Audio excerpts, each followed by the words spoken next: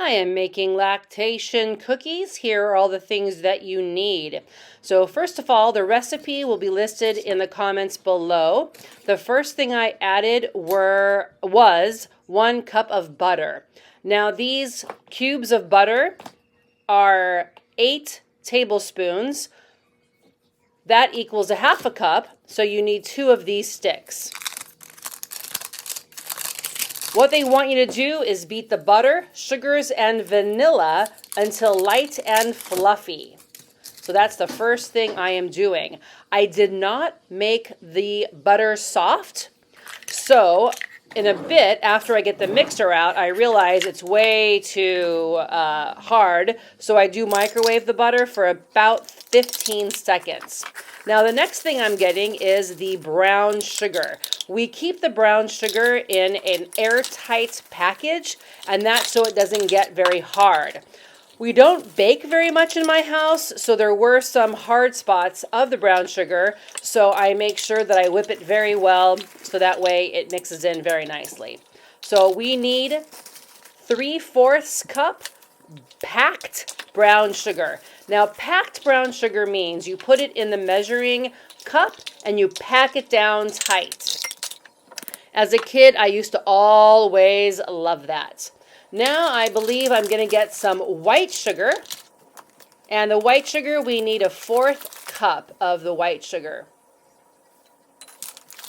And then after that, we need 1 teaspoon vanilla extract. Now, if you use artificial vanilla because you want to save some money, please don't do that. If you belong to like Costco or some place that has a little bit better for bulk, buy the real stuff. So now I'm trying to mix it all up and I realize the butter is so hard. So I get this mixer out.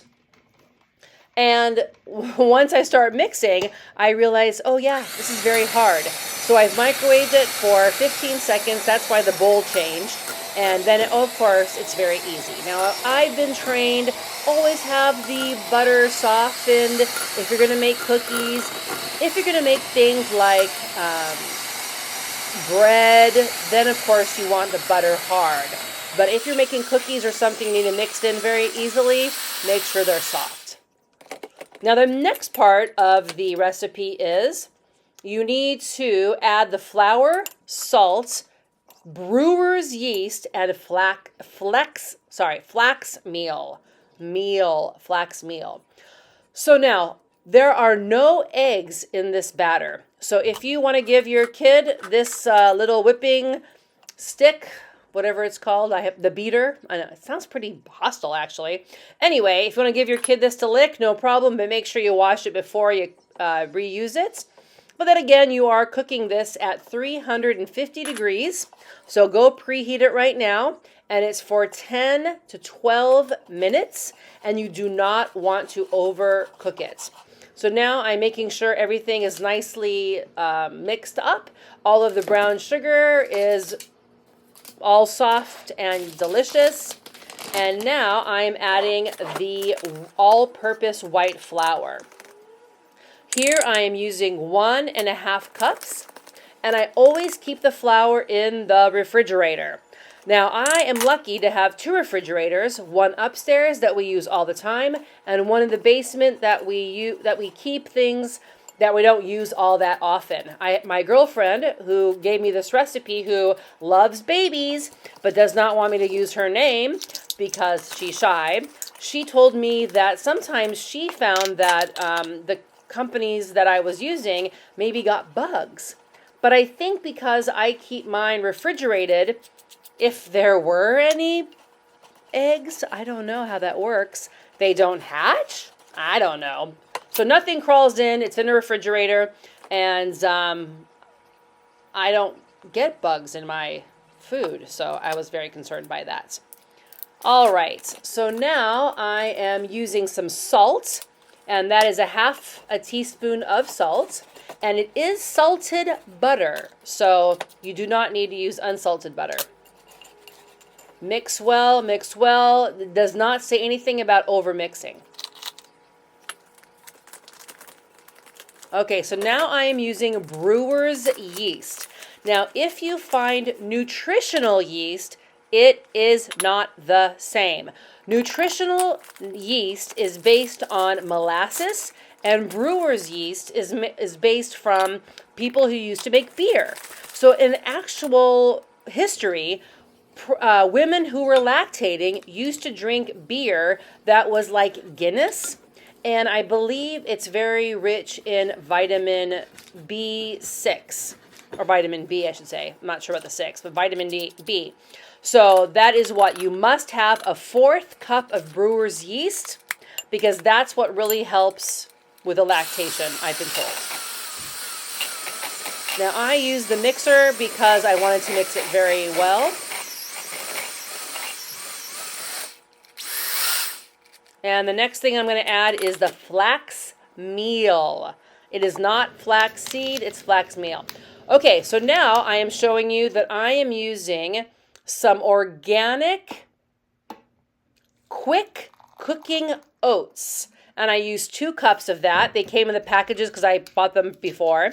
Now they also want you to use boiled water that you are going to dissolve the baking soda into. So, my friend said that you can use a little bit more of the boiling water. I used a 1/2 cup of boiling water, and then I used 1 teaspoon of baking soda. I mixed it very well, and now I'm pouring it into the mixture. Now, everybody is different. If you don't like raisins, you don't have to use them.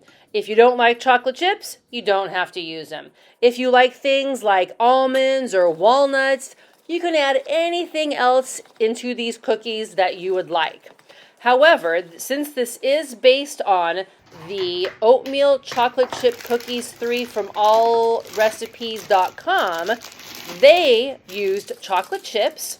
So right here, I'm using 1.5 cups of chocolate chip. You can use semi-sweet or dark. We got ours from Trader Joe's because I like Trader Joe's. And then my stepdaughter does love raisins. My girlfriend who gave me this recipe doesn't like raisins, so she didn't put them in here. But I did have a 1/2 cup of raisins in this as well. So you mix, what I did is I mixed up the dry ingredients into the wet ingredients, so it was a lot easier. And then I used my hands to smush them all together, because the heat from your hands does kind of help it melt and smush together. So that's what I'm doing right now. Okay, so now they want you to drop by teaspoon onto ungreased cookie sheets. Bake at 350 degrees for 10 to 12 minutes. Don't overcook. Now, once again, there are no eggs in this. So if it's a little bit squishy or gooey or whatever, no problem. Once they cool off, they are delicious. And so I brought these over with my husband to my stepdaughter's house, his daughter's house. And she said, "Oh, these are so great." She's been eating granola bars. The son is about 2 weeks old now.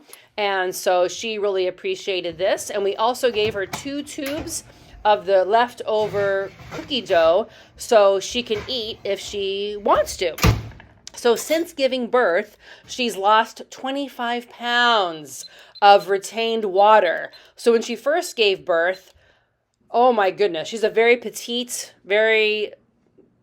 petite, pretty young lady. And she was so swollen, I felt so bad for her. And after 2 weeks, the swelling went away and everything's great. So please subscribe and ask me if you have any questions.